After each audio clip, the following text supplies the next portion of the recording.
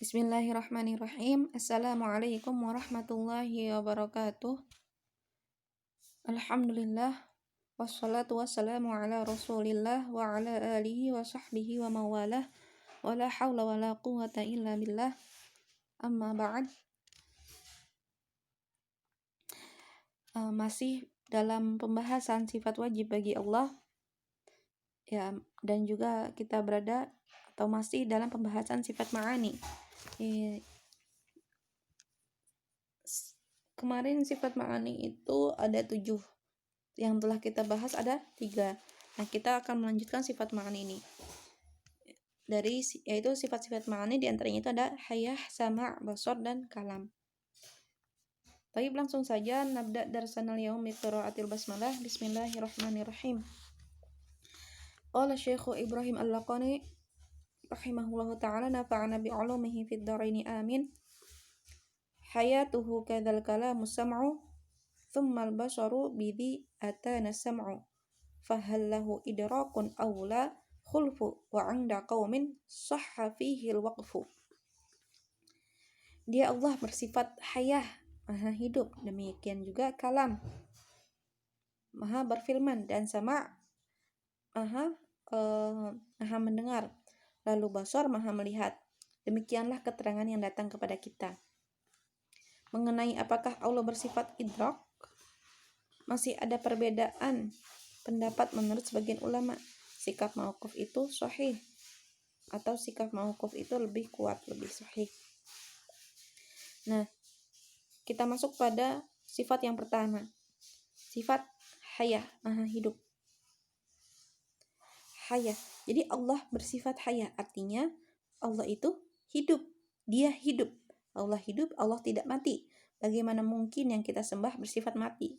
Bagaimana mungkin yang disifati dengan sifat ilmu, yang disifati dengan sifat kudrah, kuasa, dan berkehendak itu mati? Kita tahu bahwasanya sesuatu yang mati tidak bisa berkehendak, tidak bisa berkuasa, tidak bisa memiliki ilmu. Oleh karena itu Allah pasti hidup. Namun hidup Allah tidak seperti hidup kita. Hidup kita bergantung pada hal-hal lain, seperti kita bergantung pada oksigen, kemudian makan, minum, dan semacamnya. Jadi jelas ya, hidup kita sangat berbeda dengan hidup Allah. Dan di sini pengertian sifat hayah itu adalah sifatun qadimatun qaimatun bidzati taqtadi sihhatal ittisaf bil ilmi wa ghairihi wa laysat biruhin. Jadi sifat hayah ini adalah sifat yang qadim. Karena Allah qadim, maka seluruh sifatnya adalah qadim. Qaimatun bidzati, yang ada pada zat Allah. Taqtadi sihhatal ittisaf bil ilmi, yang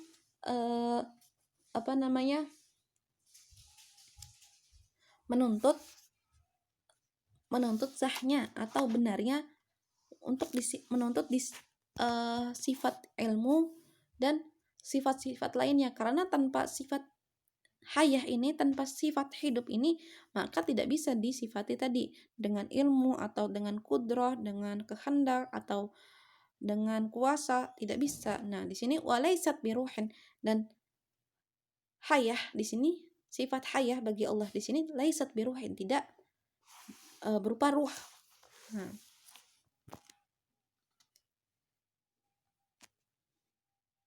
di sini Allah berfirman, qala ta'ala, Allahu la ilaha illa huwal hayyul qayyum.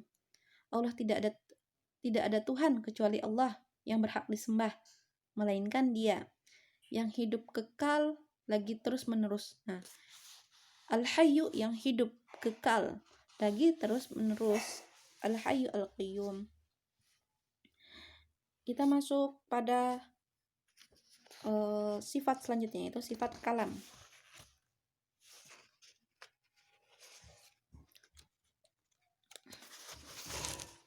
Jadi sifat kalam artinya itu Allah maha berfirman. Al-kalam berfirman. Tidak ada Jadi tidak ada perbedaan pendapat bahwa dia berfirman. Pasti ya Allah berfirman, kita tahu Al-Quran itu adalah firman Allah Subhanahu wa Ta'ala. Ada juga hadis qudsi. Nah, yang menjadi perdebatan hanya soal seperti apa kalam Allah, bagaimana kalam Allah gitu kan, bagaimana firman Allah. Nah, firman Allah ini tidak sama dengan kalamnya manusia, dengan ucapan manusia, itu tidak sama ya. Jadi di sini pengertian dari sifat kalam itu sifatun azaliyatun qaimatun bidzatihi ta'ala. Jadi sifat qadim, sifat kalam adalah sifat yang qadim, yang ada pada zat Allah Subhanahu wa taala, muta'alliqatun bi jami'i ma yata'allaqu bihi ilmuhu ta'ala minal wajibati wal jaizati wal mustahilati. Jadi sifat qadim yang ada pada zat Allah Subhanahu wa taala yang berhubungan dengan seluruh ta'alluqnya ilmu. Ta'alluqnya ilmu ini mencakup seluruh yang wajib, jaiz, yang boleh, dan yang mustahil. Jadi itu. Nah, kalam Allah ini laisat biharfin, bukan berupa huruf, wala sautin, dan juga bukan berupa huruf, atau wala sautin, bukan berupa suara, wala taqdimin wala ta'khirin, tidak ada awal dan tidak ada akhir.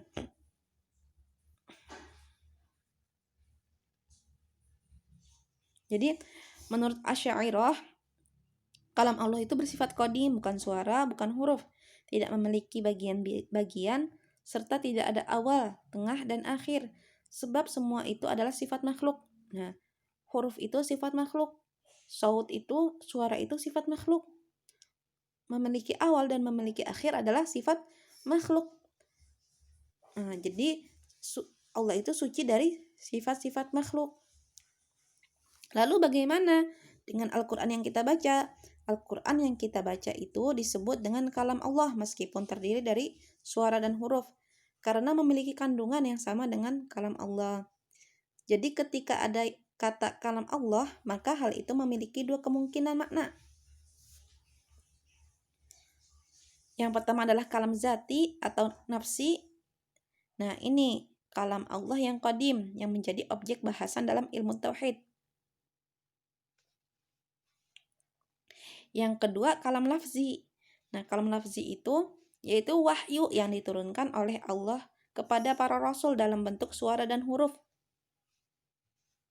Wahyu tersebut pada hakikatnya sudah bukan sifat Allah, hanya saja tetap disebut kalam Allah karena memiliki kandungan yang sama dengan kalam Allah yang qadim. Nah, di situ qala ta'ala, di sini ayat Allah, dalil atau ayat yang menunjukkan bahwa Allah itu bersifat kalam. Wa kallamallahu Musa taklima. Dan Allah telah berfirman kepada Musa dengan benar-benar berfirman. Nah, nanti berarti harus kita ketahui ya bahwasannya kalam itu ada dua, kalam zati atau kalam nafsi dan kalam lafzi. Nah, Al-Quran itu masuk kemana? Kalam lafzi, yaitu wahyu yang diturunkan oleh Allah kepada para rasulnya dalam bentuk suara dan huruf. Karena apa? Untuk agar umat manusia bisa memahaminya. Kalau tanpa huruf, tanpa suara, bagaimana umat manusia memahami, ya kan? Gitu. Nah, wahyu tersebut pada hakikatnya sudah bukan sifat Allah, hanya saja. Nah, Al-Quran ini mengandung memiliki kandungan yang sama dengan kalam Allah yang qadim. Nah, di situ makanya Al-Quran tetap disebut dengan kalamullah karena memiliki kandungan yang sama. Gitu. Kemudian sifat sama, ya, sifat sama, mendengar ya.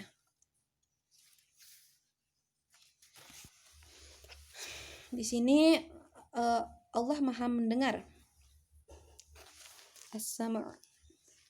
Allah bersifat sama, artinya dia mendengar segalanya. Allah mendengar suara yang lirih atau nyaring, suara yang kecil atau besar. di bawah gelombang 1 MHz, Allah pun bisa mendengarnya. Atau di atasnya, tiada berbeda baginya. Dia mendengar itu semua. Allah mendengar segala suara, baik kecil maupun besar. Ya.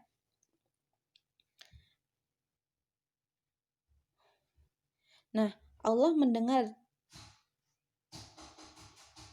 Bahkan Allah mendengar yang belum terucap atau bahkan yang akan terucap. Nah, di sini Allah tidak membutuhkan kepada telinga untuk mendengar. Allah tidak tuli. Di sini Allah berfirman, di sini ada qala ta'ala laisa kamitslihi syai'un wa huwas samiul basir. Ada juga di surat Al-Mujadalah ayat 1, ya kan? Qad sami'allahu qaulal lati tujadiluka fi zawjiha wa tashtaki ila Allah wallahu yasma'u tahawurakuma innallaha sami'un basir.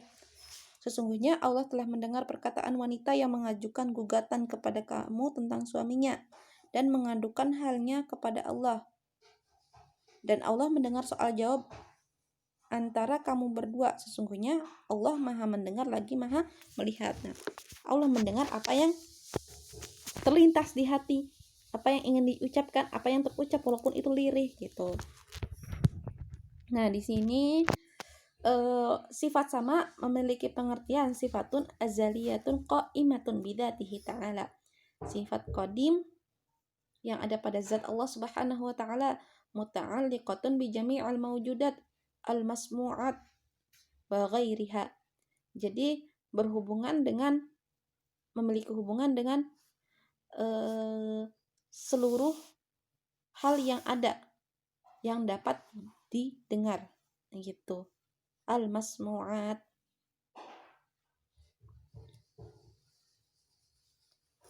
Ya, jadi seperti itu ya.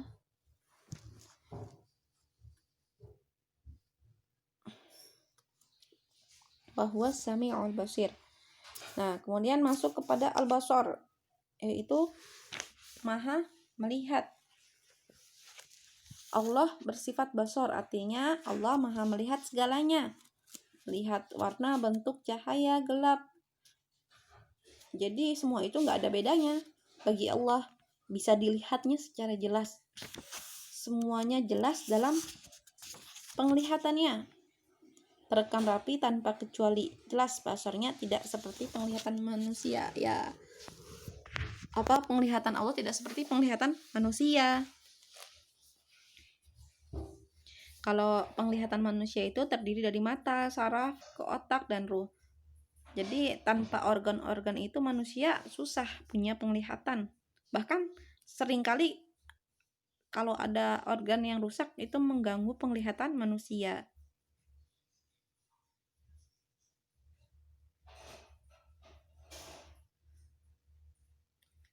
Nah, di sini Allah berfirman seperti wa huwas samiul basir, seperti sebelumnya ini dalam sama wa huwas samiul basir atau innallaha samiun basir.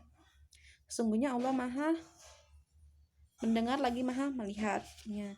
Jadi basor dan sama itu sering disebut bersamaan dan tetap menjadi sifat-sifatnya karena sudah ada informasi jelas dalam redaksi ayat Al-Qur'an.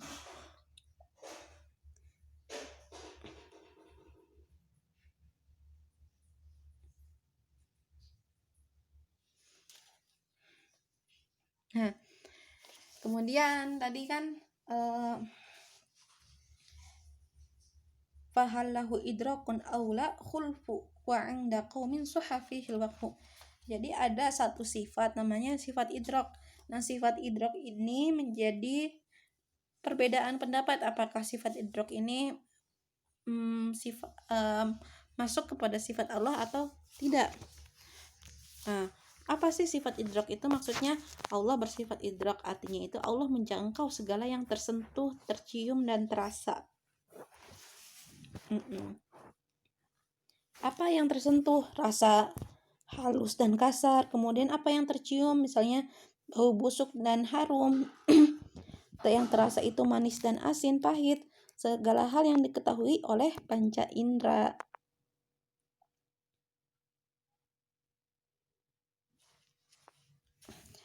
Ayatnya adalah qala ta'ala la tudrikuhul absar wa huwa yudrikul absar wa huwa latiful khabir. dia tidak dapat dicapai oleh penglihatan manusia, sedang dia mengetahui secara detail segala yang kelihatan, dan dialah yang maha halus lagi maha mengetahui. Jadi sifat idrak ini adalah mengetahui secara detail ya, secara detailnya.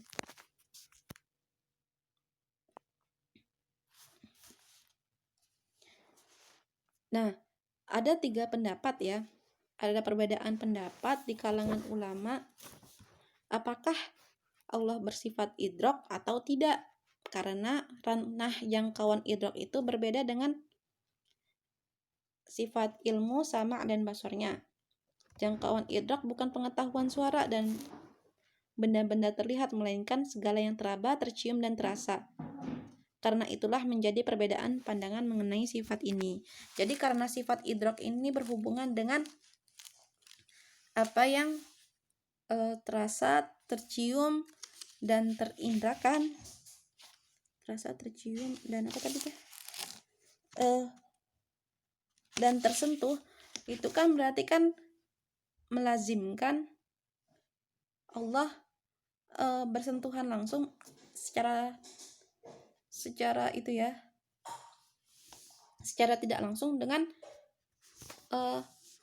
apa ya, dengan keadaan, dengan tempat. Nah di sini makanya ada perbedaan pendapat. Kelompok pertama itu menetapkan sifat idrak.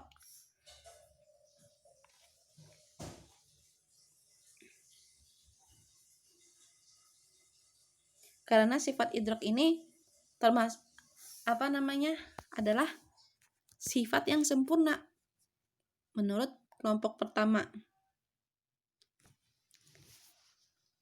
Maka ketika sifat idrak itu adalah sifat yang menunjukkan kesempurnaan, maka Allah pasti bersifat idrak. Mustahil Allah tidak bersifat idrak. Namun ada kelompok kedua yang mengatakan yang tidak menetapkan sifat idrak ini karena sifat idrak telah terwakili oleh sifat ilmu. Ya, ilmu juga udah mencakup sifat idrak, kata kelompok kedua. Kemudian kelompok ketiga, mauquf.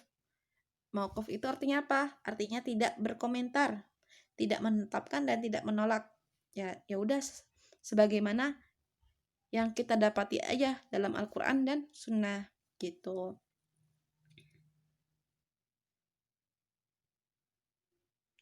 Ya, di sini komentar atau pendapat yang paling kuat itu adalah pendapat mauquf ya. Mauquf itu lebih aman.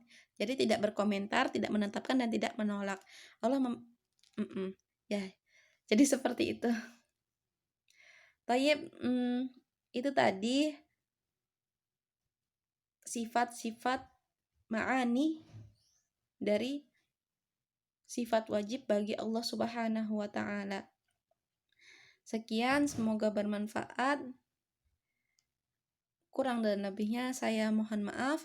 Nakhtatim bilhamdalillah. Alhamdulillahirabbil alamin. Ila liqa. Assalamualaikum warahmatullahi wabarakatuh.